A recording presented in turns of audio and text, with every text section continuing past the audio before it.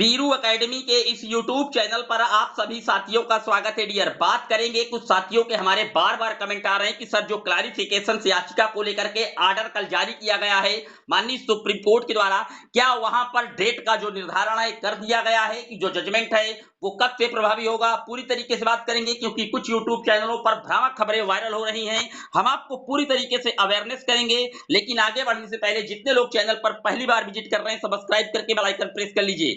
Dear, आपकी screen पर court का जो ऑर्डर है वो मेंशन किया जा रहा है, आप देख सकते हैं। डायरी नंबर, रिट पिटीशन सब कुछ यहाँ पर लिखा हुआ है।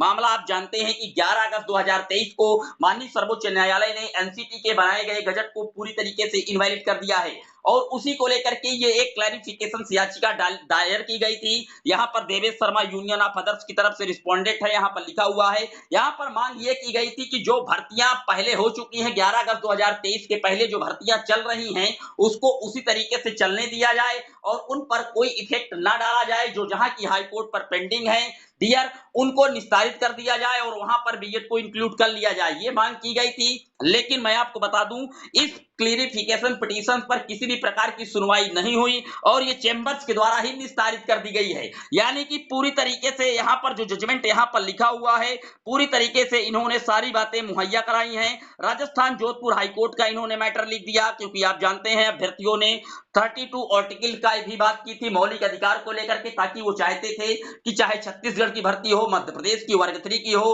वेस्ट बंगाल की भर्ती हो और यहाँ पर उत्तर प्रदेश की 69 वाली भर्ती हो, इन सब पर जो भर्तियां हैं वो पहले की अकॉर्डिंग ही हो जाएं और जजमेंट 11 अगस्त 2023 से ही प्रभावी हो जाए। इस तरीके के लिए यह स्पष्टीकरण याचिका दायर की गई थी। लेकिन माननीय सर्वोच्च न्यायालय में आपको बता दूं किसी भी प्रकार का कोई तारीख का अनाउंसमेंट इसमें नहीं हुआ है। कुछ लोग कह रहे हैं कि सर राजस्थान में 25 नवंबर 2021 से जजमेंट प्रभावी होगा और अदर स्टेटों के लिए 11 अगस्त 2023 से जजमेंट प्रभावी होगा। देखिए डियर, मैं आपको बता दूं एक देश में अलग अलग जो जजमेंट है वो नहीं होगा कि राजस्थान में 11 नवंबर 2021 से हो और अदर स्टेटों में 11 अगस्त 2023 से हो, ऐसा जजमेंट नहीं होता डियर। जो भी जजमेंट होगा वो एक ही टाइम से कहीं ना कहीं प्रभावी होगा। लेकिन सबसे पहली जो कड़ी बात कही है सुप्रीम कोर्ट ने वो यही कही है कि जो 25 नवंबर 2021 को सबसे पहले राजस्थान की जोधपुर हाईकोर्ट ने इस एनसीटी के गजट को असंवैधानिक किया था, तो ये वहीं से हो सकता है। यहां पर डेटें पूरी तरीके से क्लियर नहीं कर दी गई हैं कि 25 नवंबर 2021 से ही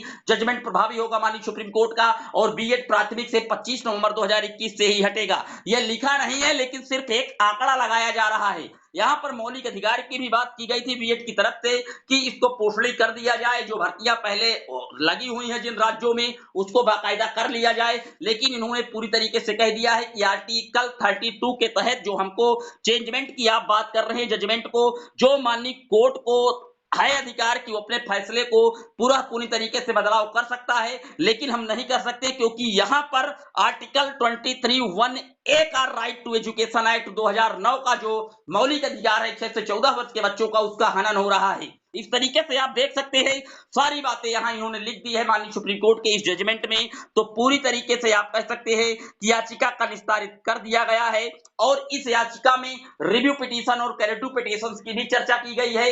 यानी कि रिव्यू पिटीशन और क्यूरेटिव पिटीशन अगर बीएड के अभ्यर्थी अभी भी लगा रहे हैं माननीय सुप्रीम कोर्ट में, तो वहां पर उसकी जो उम्मीद है कि कहीं कुछ उसमें होगा वो महज 1% बच रही है। सारी बातें इन्होंने मेंशन कर दी है। लेकिन जो आप डेट को लेकर के लगातार कमेंट कर रहे हैं या यूट्यूब चैनल पर देख रहे हैं कि वहां यूट्यूब चैनल ने बता दिया है कि ये नियम इस दिन से लागू होगा, ऐसा कहीं इसमें कुछ नहीं लिखा हुआ है। इसमें केवल यही लिखा हुआ है कि सबसे पहली बार राजस्थान की जोधपुर हाईकोर्ट ने इस गजट को असंवैधानिक किया था 28 जून 2018 वाले को। तो उम्मीदें हैं कि वहां से यह गजट लागू हो सकता है। लेकिन जब इस क्लैरिफिकेशन पिटीशन पर किसी भी प्रकार की सुनवाई हुई ही नहीं, तो आखिरकार डेट कैसे आ जाएगी माननीय सुप्रीम कोर्ट के द्वारा, आप खुद ही समझदार हैं। तो फिलहाल इस पर किसी भी प्रकार की जो तारीख है वो मेंशन नहीं की गई है।